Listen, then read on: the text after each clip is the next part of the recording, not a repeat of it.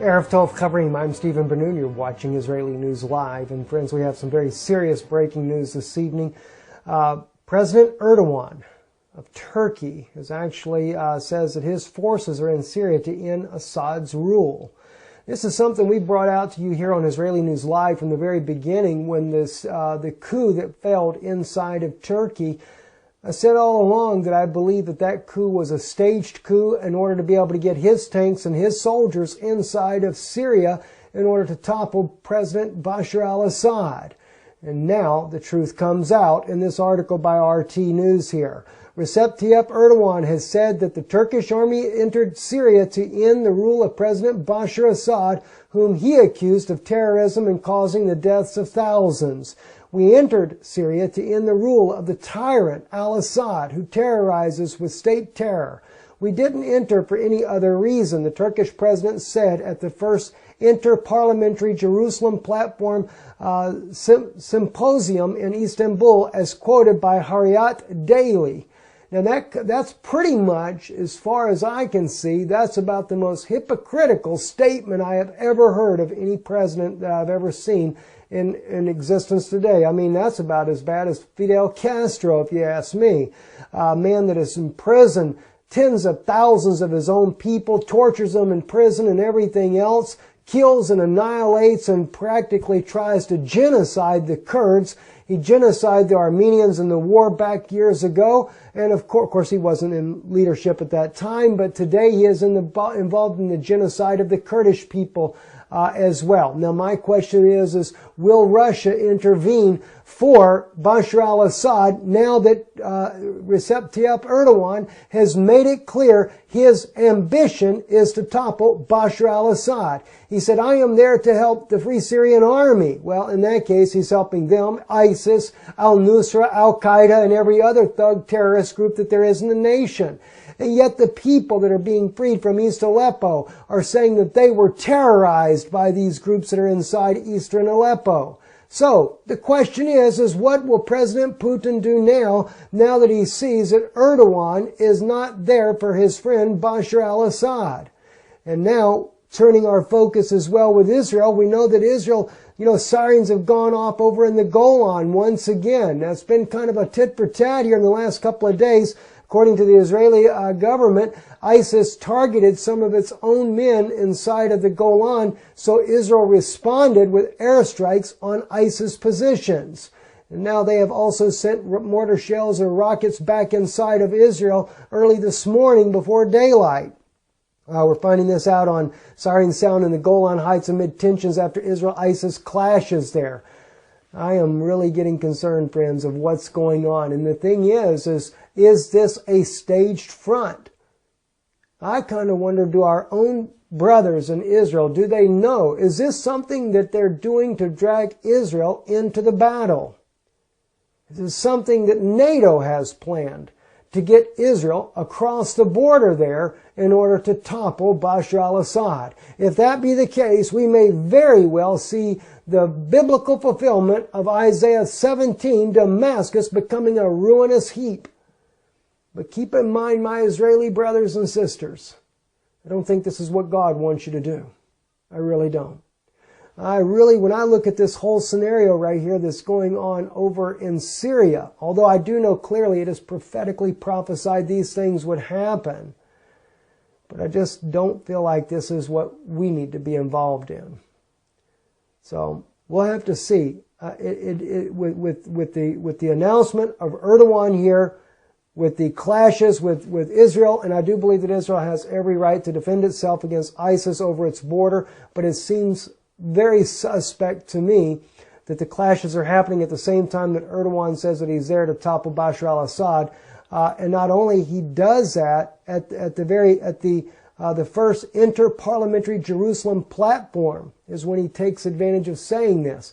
You got to remember, and this is something very good for my Jewish brothers and sisters to know as well, there is a plan, there is a plot to take Jerusalem and make it an international city. And the only way they can do it, if you look at the prophecy in Micah, Israel is promised to return to her homeland and be there forevermore, chapter 4. But suddenly, The prophet Micah says, "Why are you in travail? Is there no king in thee? Has thy counselor perished?" In Isaiah chapter 4, it states these things here. Then it speaks about how that Israel will go out of the city and they shall dwell in the fields. I've always stated, like I said about Erdogan and this coup being a staged coup, I said the same thing when it comes to what's happening in Israel right now. I made the same statements that what would happen in Israel, there would be an invasion inside of the country to force the Jewish people out of Jerusalem so that they can fulfill the Vatican's biblical prophetic insights that they desire. Remember, Joel Boehnerman, the late Joel Boehnerman, clearly said, he says, what the Vatican's theology may not matter to most Jews, but it should matter because they want to fulfill end-time scenarios based on their theology. And that's why all the wars are being fought in the Middle East right now. Not to say that we don't have genuine biblical prophecies that will be fulfilled, but perhaps those prophets like Micah knew that the Vatican would be involved in that. Well, clearly he did, and so did Obadiah. Obadiah knew that they would come and drink upon God's holy mountain there, and they did exactly that. He knew it would be men only, Obadiah, verse 16 on chapter 1 there, and they did exactly that. Men only, masculine plural in the Hebrew. And all the nations would continue to drink. That meaning all those different denominations like the Greek Orthodox, etc., would continue to drink upon the holy mountain there. That's expected to happen as well. But then judgment will turn and come against the Mount of Esau. But then again, the Vatican would like to see that happen too because they want to move their headquarters over to Jerusalem. And so the stage is being set. The coup in Turkey was staged in order for Erdogan to get the backing and trust of Putin to get his troops and forces over into the country. And who knows?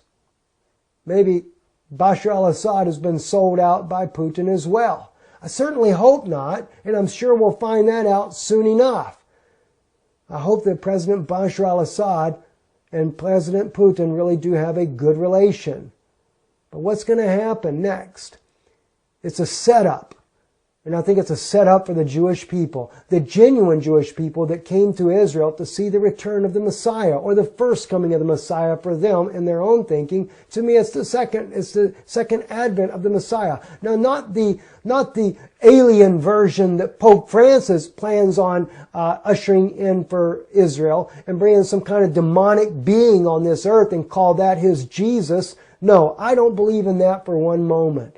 But I guarantee you one thing, they're going to do something to force the Jews out of Jerusalem. And all they need is a good war to spill over into Israel to cause this, to really make a good Gog and Magog battle. And I think that's about to take place at just about any time. And with this type of scenario unraveling now, with President Erdogan and the comments that he's making, it could very well easily take place without a doubt.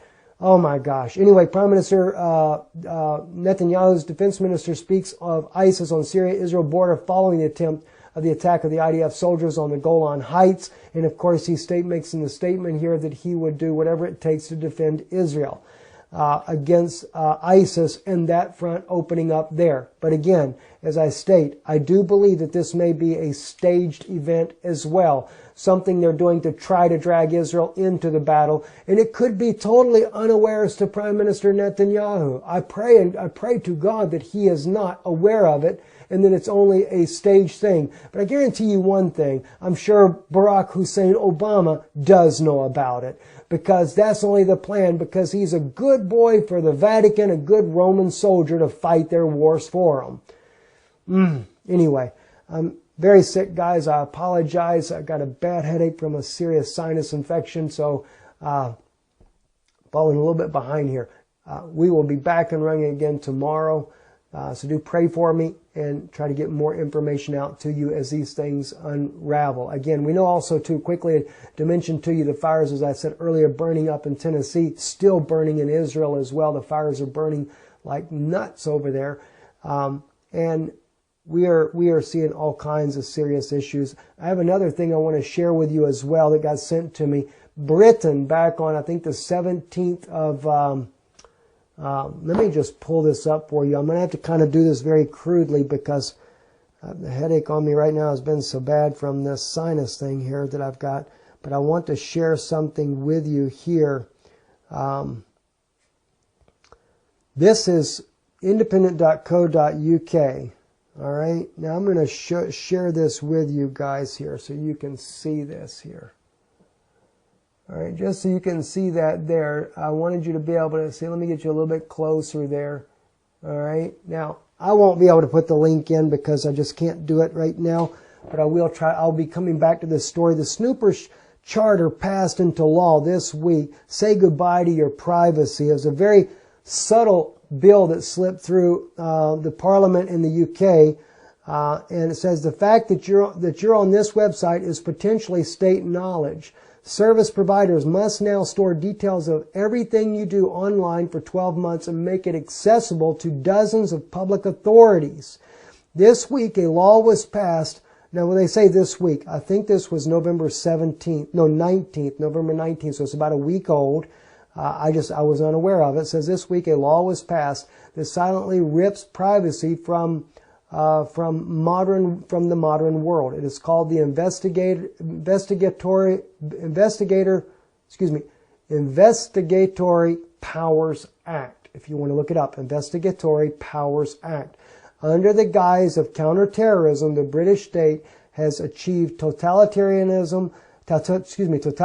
style surveillance powers, the most intrusive system of any democracy in history.